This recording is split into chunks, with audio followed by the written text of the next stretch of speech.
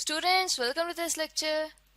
इस लेक्चर में हम एक प्रॉब्लम डिस्कस करेंगे एक टॉपिक से मुतालिक, और वो टॉपिक हमने डिस्कस किया था mass defect and binding energy का।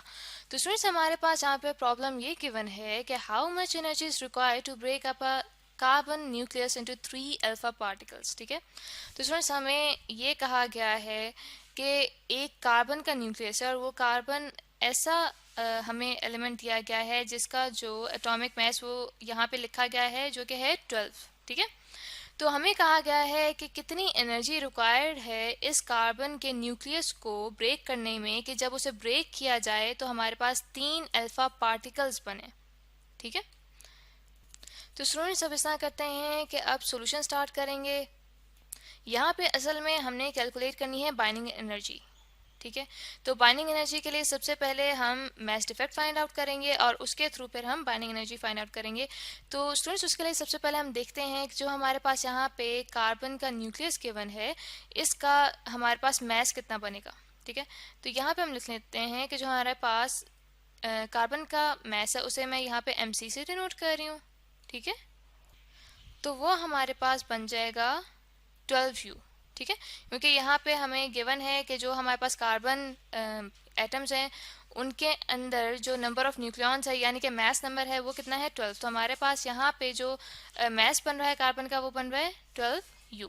ठीक है, तो स्टूडेंट्स अब हम देखते हैं कि जो हमारे पास 3 अल्फा पार्टिकल्स हैं उनका मास भी हमने कैलकुलेट करना है। तो जो अल्फा पार्टिकल होता है उसके वही कैरेक्टरिस्टिक्स होते हैं जो कि एक हीलियम एटम के होते हैं। ठीक है, और जो हीलियम एटम होता है उसके अंदर हमारे पास 2 न्यूट्रॉन्स और 2 प्रोटॉन्स होते हैं। तो इसी तरह से हम अब कैलकुलेट करेंगे इन अल्फा पार्टिकल्स का मास।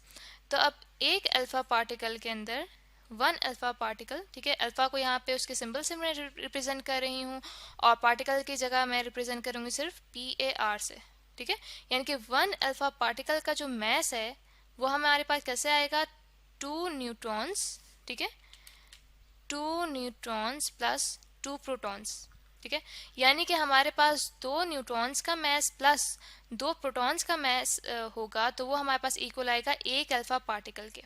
तो हमारे पास स्टूडेंट्स यहाँ पे बन जाएगा 2 मल्टीप्लाइड बाय जो हमारे पास न्यूट्रॉन का मास होता है यूनिफाइड एटॉमिक यूनिट्स में वो हमारे पास कितना होता है वो होता है 1.00865।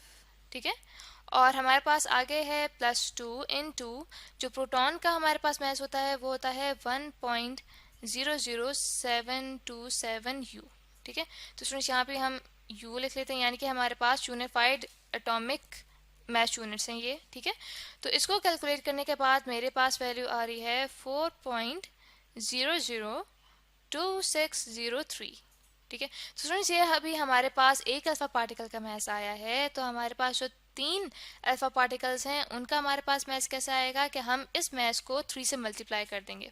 ठीक है, तो यहाँ पे अब हमारे पास बन जाएगा m अल्फा, जो हमारे पास 3 अल्फा पार्टिकल्स हैं उनके मास को मैं m अल्फा से डिनोट करूंगी। ठीक है, तो ये अब हमारे पास बन जाएगा 3 मल्टीप्लाइड बाय 4.002603। ठीक है, और ये कैलकुलेट करने के बाद आ रहा है ऊपर भी हमारे पास u के यूनिट्स आए तो ये हमारे पास बन जाएगा 12.0078009u।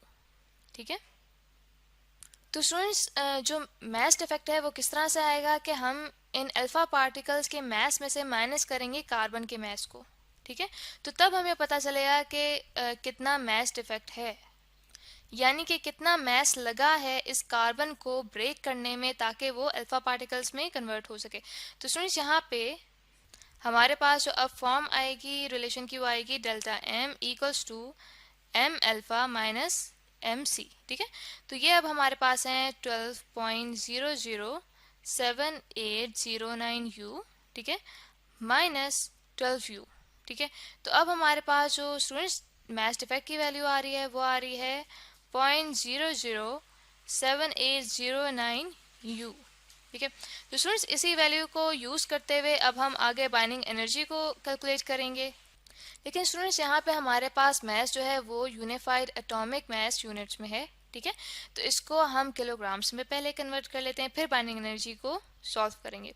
तो स्टूडेंट्स हमारे पास 1u यानी कि जो यूनिफाइड एटॉमिक मास यूनिट्स हैं वो इक्वल होते हैं 1.6606 इंटू 10⁻⁻27 किलोग्राम। ठीक है, तो हमने कितने यहाँ पे यूनिट्स को कन्वर्ट करना है, यहाँ पे हमने 0.00780 यू को कन्वर्ट करना है किलोग्राम में। तो हमारे पास ये बन जाएगा 1.6606 into 10⁻⁻27 kilogram divided by 1 u, ठीक है, मल्टीप्लाइड बाय 0.007809 u।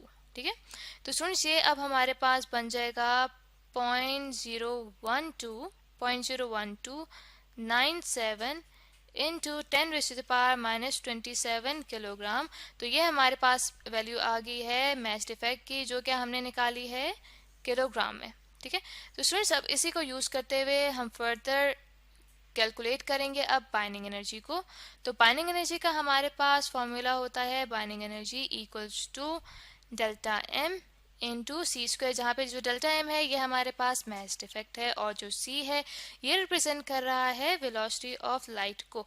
तो स्टूडेंट्स यहाँ पे जब वैल्यूज पुट करते हैं तो हमारे पास यहाँ पे बन जाएगा 0.01297 into 10⁻⁻27 kilogram multiplied by 3 into 10⁻8 metre per second. ठीक है, और इसका स्क्वायर हो जाएगा।